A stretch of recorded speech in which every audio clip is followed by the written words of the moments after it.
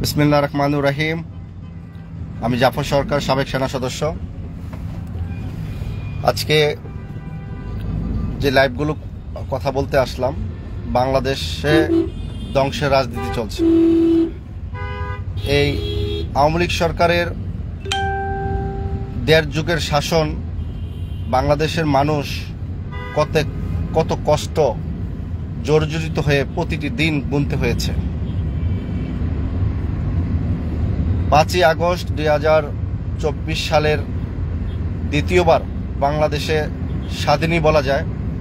এই আওয়ামী লীগ সরকার পতন হওয়ার পর বাংলাদেশের রাজনৈতিক দলগুলো বেপরোয়া হয়ে গেছে, যে যেমনে পারছে সেভাবে কাজ করছে।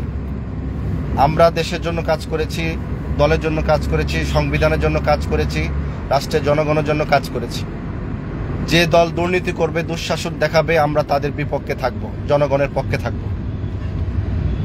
এই 5ই আগস্টের পর ছাত্র সমন্বয়করা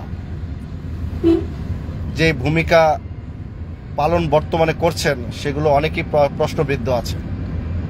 কথায় আছে না, অতি লোভে তাঁতি নষ্ট। ওনারা দেশের মানুষ ছাত্র সমন্বয়কদেরকে অনেক ভালোবাসত, তাদের উপর বিশ্বাস ছিল। এখন সেই ছাত্র সমন্বয়করাই নিজেরাই রাজনৈতিক দল করতে যাচ্ছে বাংলাদেশ নাগরিক ঐক্য পরিষদ।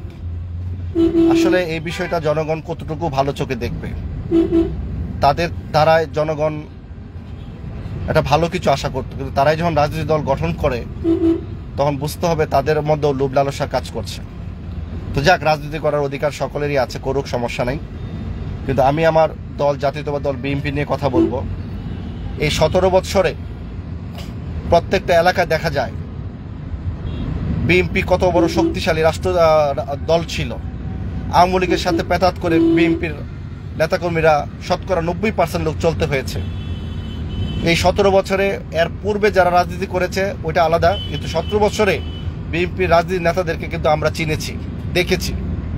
শতকরা 10% লোক সাহসের সাথে কাজ করেছে, তারপরেও বাড়িতে থাকতে পারে নাই।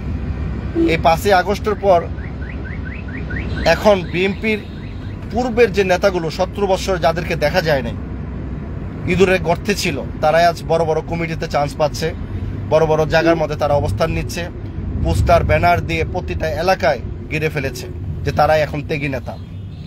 অথচ যারা কষ্ট করেছে দলের জন্য, দলকে ছেড়ে যায় নাই, বিএনপির দলের অনিশ্চিত ভবিষ্যৎ জানা সত্ত্বেও তারা দলের জন্য কাজ করে গেছে, আজকে তাদের মূল্যায়নটা কোথায়? এবং বিএনপির বর্তমানে যারা নবগঠিত কমিটি, যাদেরকে দেওয়া হচ্ছে আহ্বায়ক কমিটি, প্রায় প্রতিটি কমিটিতে আওয়ামী লীগের অঙ্গ সংগঠন, আওয়ামী লীগের ভক্ত, আওয়ামী লীগের সাপোর্টার নিয়ে কমিটি করতে হচ্ছে। আমার প্রশ্ন এটাই, কেন করতে হবে? বিএনপির এত বড় একটি দল, কত লোক নির্যাতিত হয়েছে, কমিটিতে ঢুকতে পারছে না, দলের ভ্যাকেন্সি নাই। যেখানে আমাদের লোক সংখ্যা অনেক বেশি, নেতা হওয়ার যোগ্যতা রাখে, সেখানে আওয়ামী লীগের লোক কমিটিতে থাকবে, এটা কোন যুক্তিতে থাকা যায়? তাহলে আওয়ামী লীগ দলটা ঢোকার সাথে সাথে দলের একটা বিশৃঙ্খলা সৃষ্টি হবে, তারা অপরাধ করবে, ক্রাইম করবে, বুমিং করবে, গুলি করবে, দর্শন করবে, খুন করবে, বলবে এগুলো বিএনপি কাজ করেছে। তো এগুলো আমাদের হাইকমান্ডের দৃষ্টি আসা উচিত, এখনো সময় আছে।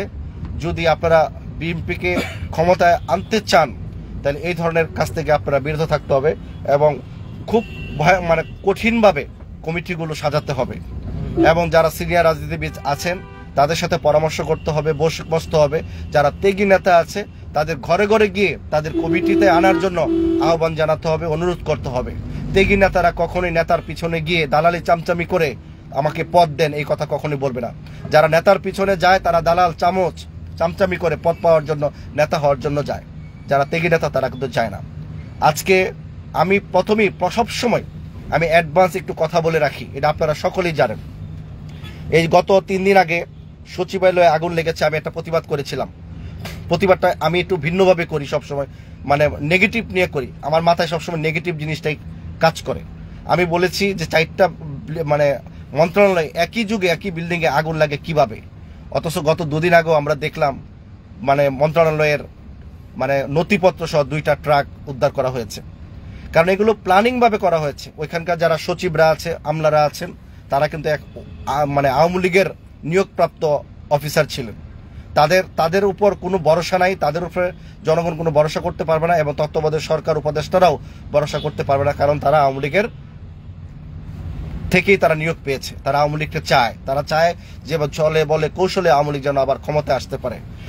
বর্তমানে আওয়ামী লীগ সরকার নিয়োগে বাংলাদেশে শতকরা 75% লোক সব ডিপার্টমেন্টে, প্রশাসন, ডিফেন্স মন্ত্রণালয়, প্রতিটা সেক্টর দফতরে আওয়ামী লীগের নিয়োগপ্রাপ্ত লোক আছে। এগুলো যতক্ষণ পর্যন্ত না সরাবে ততক্ষণ পর্যন্ত এই আওয়ামী লীগের যে অত্যাচারের বিষয়গুলো, মানুষকে যে হত্যা খুন গুম করেছে, মানুষ কিন্তু এগুলো তাদের মনে কি বলবো, তারা আত্মা কখনো শান্তি পাবে না যাদেরকে হত্যা করা হয়েছে। আওয়ামী লীগের শিখর যদি কোনো জায়গায় কমান্ড লেভেলে থাকে, এই বিষয়ে জনগণকেও সতর্ক থাকতে হবে এবং আমাদের তত্ত্বাবধায়ক সরকারের প্রধানকেও সতর্ক থাকতে হবে। এগুলো দ্রুতভাবে আপনার এগুলো পোস্টিং করে বা বাধ্যতামূলক অবসরে পাঠাতে পারলেই আমি মনে করি দেশে সুশাসন ফিরে আসবে, তত্ত্বাবধায়ক সরকার ভালোভাবে কাজ করতে পারবে।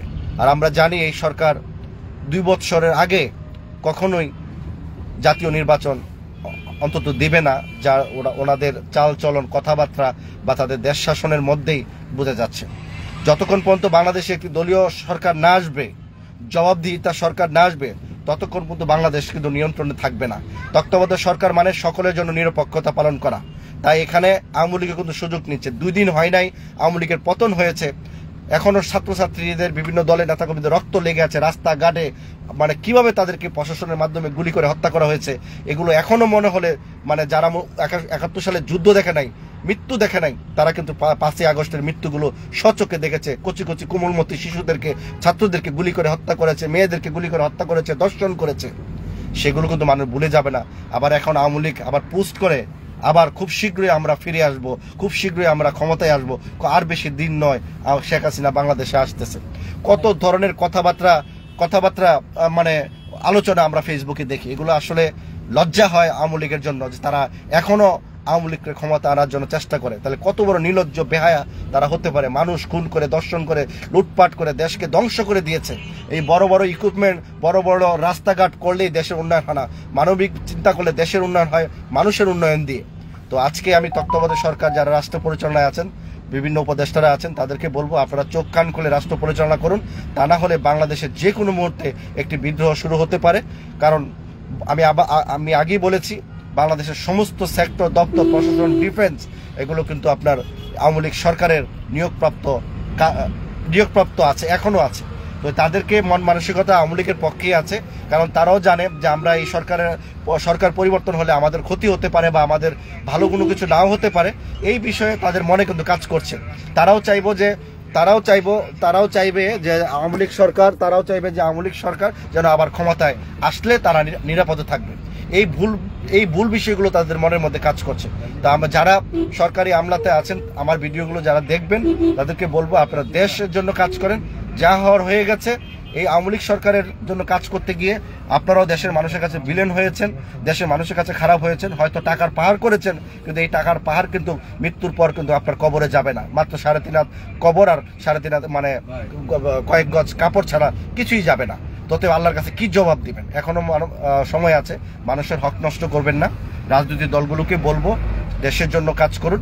আর আমি বিএনপিকে বলতে চাই, আমার দল বিএনপিকে বলতে চাই, যারা কমিটিতে আসবে তারা যেন সূক্ষ্মভাবে বিবেচনার মাধ্যমে কোনো টাকা পয়সা দিয়ে কোনো মানে অযোগ্য ব্যক্তিকে যেন কমিটিতে না রাখা হয়, যোগ্য ব্যক্তি কমিটিতে রাখা হয়। এবং যারা ভালো মানুষ, সাহসী মানুষ, যোগ্য ব্যক্তি, দেশপ্রেম, সমাজের প্রেম, ভালোবাসা আছে দেশের প্রতি, ওইসব ব্যক্তিদেরকে খুঁজে বের করে কমিটিতে প্রদান করলেই দেশে ভালো একটা রাজনৈতিক দল গঠন হবে এবং দলও উপকৃত হবে। পকেট কমিটিতে দল কখনো উপকৃত হবে না, দেশের মানুষও উপকৃত হবে না।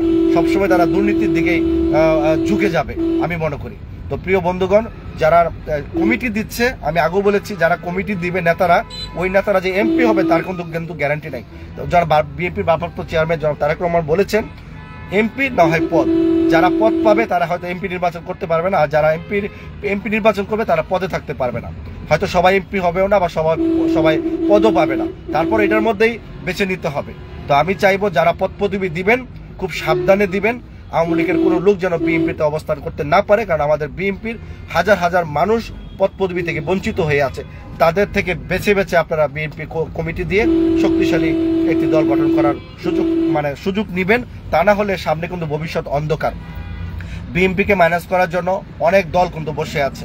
আমি একটু সতর্কবার্তা দিতে চাই, গত 17 বছরে জামাতে ইসলাম কোনো একটা আন্দোলন সংগ্রাম মিছিল মিটিং করতে পারে না। এখন কিন্তু তারা নিশ্চিন্তভাবে মিছিল মিটিং আপনার সমাবেশ ঘরে ঘরে তাদের নসিহত পুছাচ্ছে, ইসলামের বার্তা দিচ্ছে, মানুষকে হেদায়েতের বার্তা দিচ্ছে এবং ইসলামের দলের মধ্যে আসার জন্য তাদেরকে তাগিদ দিচ্ছে এবং তাদেরকে বোঝানোর চেষ্টা করছে। এবং ইসলামী এখন দলগুলোতে যারা যাবে তারা হয়তো আওয়ামী লীগ থেকে যাবে, বা আওয়ামী লীগ তো যাবেই না, আওয়ামী লীগকে তো নেবেই না জামাতে, হয়তো বিএনপির থেকে লোকগুলো মাইনাস হবে। এখন যদি ছাত্ররা যদি কোনো দল করে, ছাত্র নাগরিক অধিকার পরিষদ ছাত্ররা যদি সেই দলগুলো গঠন করে, সেই দল বিএনপির থেকে কিন্তু যাবে, কারণ বিএনপি বড় দল। তাহলে দল থেকে কিন্তু লোকজন একটা লোক চলে গেলে একটা লোক কিন্তু কমে যাবে। তাই আমি বিএনপি হাইকমান্ড মহাসচিব যারা মহোদয় আছেন, যারা হাইকমান্ড আছেন, প্রত্যেকেই বলবো প্রত্যেকের জায়গা থেকে যার যার এলাকাতে তুকুন নেতাকর্মীদেরকে নিয়ে কাজ করবেন। ওই আত্মীয় স্বজনকে দিতে হবে, আমার ওই বিয়ের শালার সম্বন্ধী কমিটিতে ঢুকাইতে হবে, আমার বন্ধুর ছেলেকে কমিটিতে ঢুকাইতে হবে। এই ধরনের যদি করেন তাহলে দলের জন্য ভালো কিছু আসবে না। আমি অতটুকুই বলার আছে, শুধু অতটুকুই বলি। আমরা দেশ নিয়ে কথা বলি। আর আমি প্রশাসনকেও বলবো, সচিবালয়ে আগুন লাগানো হয়েছে এটা 100% কনফার্ম, কারণ আমি কনফার্ম না করে কথা বলি না। আমার আন্দাজগুলো প্রত্যেক সময় সঠিক হয়। সচিবালয়ে যারা নিয়োগপ্রাপ্ত আছেন, অফিসার আছেন, সচিবরা আছেন, তাদেরকে রিমান্ডের মাধ্যমে, গ্রেপ্তারের মাধ্যমে রিমান্ড নেওয়া হোক, কেন আগুন লাগানো হলো। এবং আমি জানি যতটুকু বোঝা যায় তাদের অবৈধ কাগজপত্র নথিপত্রগুলো সরিয়ে ফেললে তাদের বিরুদ্ধে কোনো প্রমাণস্বরূপ কিছু থাকবে না। সেজন্যই এই নথিপত্রগুলো সরিয়ে ট্রাক ভরে সরানো হয়েছে, আগুন লাগানো হয়েছে, যাতে এগুলো নিষ্ক্রিয় হয়ে পড়ে, যেন কোনো প্রমাণ আওয়ামী লীগের দুঃশাসনের দুর্নীতির কোনো মানচিত্র যেন এই মন্ত্রণালয়ে না থাকে, যেন আগামী ভবিষ্যৎ যেন দেশের জন্য অনেক ক্ষতি কিছু হয় তারা চাচ্ছে। এবং শেখ হাসিনা প্রতিনিয়তই চাচ্ছে বাংলাদেশে যেন শান্তিতে রাজনীতি কেউ না করতে পারে, যেন তার উপর সে যে অশান্ত করে গেছে, যেন অন্য সরকার আসলেও যাতে অশান্তিতে পড়ে, তারা কিন্তু বসে নেই। আওয়ামী লীগ সরকার এই প্ল্যান করে আছে। তাই সকল রাজনীতিবিদদেরকে বলবো, আপনারা দেশের জন্য কাজ করেন। আওয়ামী লীগের এই বিষয়ে সবাইকে প্রতিরোধ করে তুলতে হবে, কারণ আওয়ামী লীগের এই অশান্ত বাংলাদেশকে করার জন্য আওয়ামী লীগ দল একাই যথেষ্ট। কারণ তাদের কাছে টাকা পয়সা, অস্ত্র, গোলাবারুদ সব ধরনের কার্যক্রম আছে। টাকা দিয়ে মানুষ কিনা যায়, টাকা দিয়ে উচ্ছৃঙ্খল পরিবেশ তৈরি করা যায়, এটা আপনারাও সকলেই জানেন। অতএব আমি মনে করি এগুলো যারা প্রশাসন আছেন, দেশের পক্ষে এখনো সময় আছে, দেশের পক্ষে আপনারা কাজ করুন। ধন্যবাদ সবাইকে। আসসালামু আলাইকুম।